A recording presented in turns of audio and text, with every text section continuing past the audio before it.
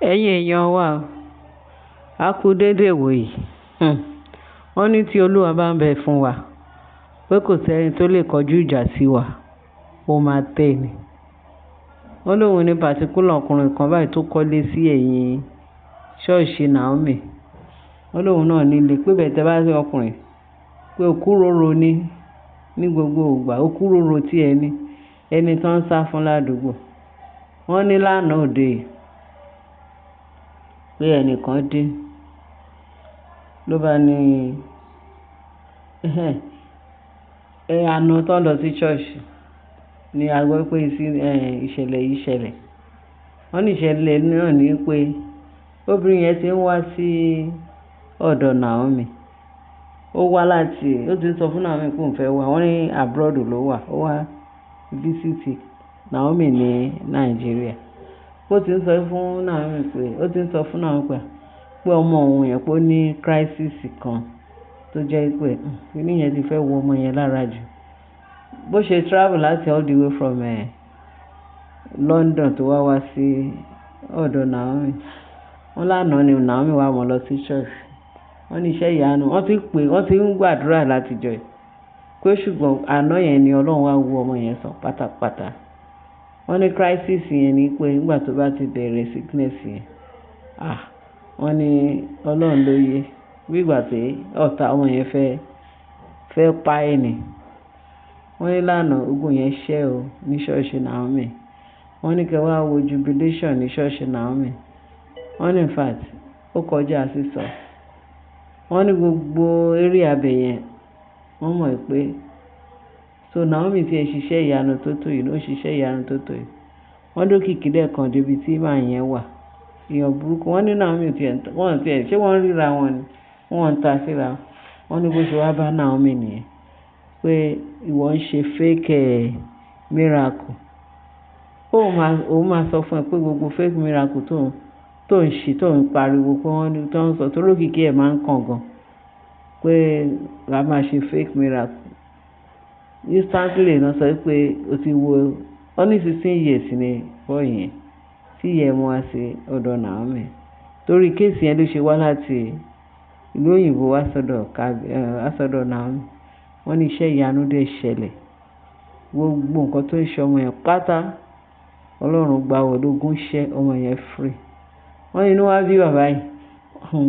Wọ́n ní sẹ́bá rí ẹ ti mọ̀ pé ògbóǹtarìgì ìkà àwọn èṣù bí èèyàn. Wọ́n ní sẹ́bá ti rí ẹ ti sọ pé ilé apààyàn ti ẹ̀ lélẹ̀. Wọ́n ní pààyàn ni àwọn èèyàn máa ń sá fún. Bí Ọlọ́run ṣe máa ń mú lánàá ló bá ta fẹ́lẹ́fẹ́lẹ́ wá bá Naomi.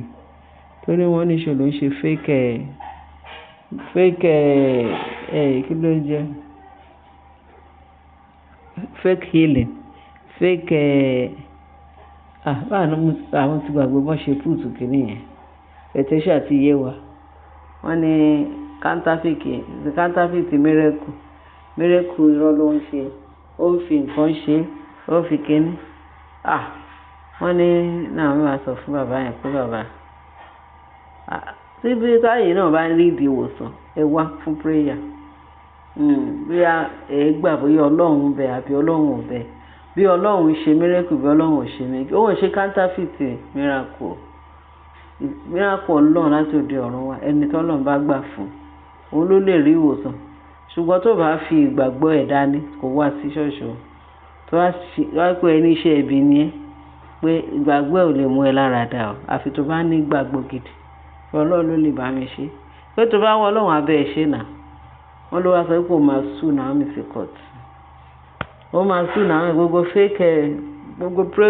fake prophecy gbogbo fake miracle tí Naomi ṣe kí òun fẹ́ lọ sue ẹ̀ sí court ó máa lọ ṣe gbọ́ ó máa lọ ṣá.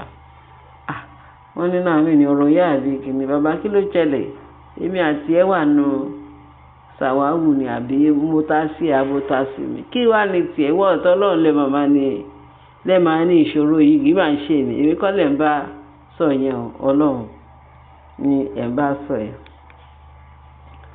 Wọ́n ní kò tiẹ̀ gbà fún Naomi kí Naomi sọ̀rọ̀ kó ṣe ó lóun máa lọ sue ẹ̀ sí court. Naomi ní well with all pleasure ṣé wàá dé court nǹkan kí nǹkan tí court bá aṣojú èmi àti yín torí mi ìwà yín mi débi tẹ́ wà mi ìdẹ̀ dé sàkáání yín mi ìdẹ̀ sọ pé mi ìdẹ̀ wá sí ṣọ́ọ̀ṣì kábà sọ pé bóyá ẹ̀yin ní the miracle ẹ̀yin náà ní the deliverance pé bàbá ẹni the deliverance wọ́n ṣàṣe gbọ́n mi sí omi ètò so nǹkan tá a fẹ́ fàyọ́ sí ni pé ṣe rí pé ogun àfọwọ́sowọ́pọ̀ ó wà káàkiri tí Sátánì bá ti rí pé èèyàn fẹ́ ṣàṣeyọrí ìgbà yẹn ló máa gbé strategy orí burúkú ẹ̀ wá láti sọ pé kó lè dènà ìmúṣẹ Ọlọ́run ní nǹkan tí Ọlọ́run fẹ́ gbé ṣe tẹ́lẹ̀ mo ṣe sọ fún àwọn agent èṣù máa pọ̀ gan rẹpẹtẹ counterfeit èèyàn wà àwọn counterfeit èèyàn wọ́n wà àwọn original tí Ọlọ́run kó wà torí wà tí Bíbélì sọ fún wa pé èṣù kọ́ Ọlọ́run wà tó ti lé dànù kúrò lóde ọ̀run tó lè wá sáyé tó ní sọ Ọlọ́run lé òun kúrò ní àjùlé ọ̀run wá sáyé pé sórí gbogbo àwọn tó sọ pé tó dá sáyé yìí kó o máa victimize wọn òun àti Ọlọ́run wọn jọ ṣe bẹ́tì ní ayé ìgbà yẹn nígbà yẹn gẹ́gẹ́ bí Bíbélì sọ fún wa ẹ wò ó sì wọ́n wà dáadáa gbogbo nǹkan tí ọmọ Ọlọ́run bá máa ṣe ó máa dùn wọ́n kò tiẹ̀ ní sweet well fún wọn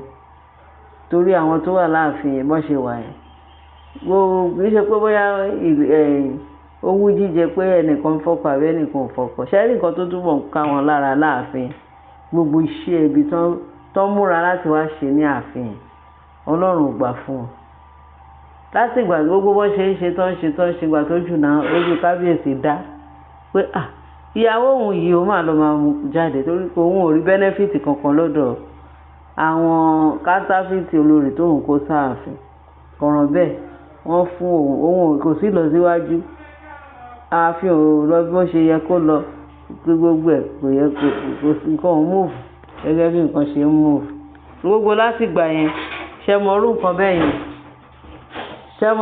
yẹn láti gbà yẹn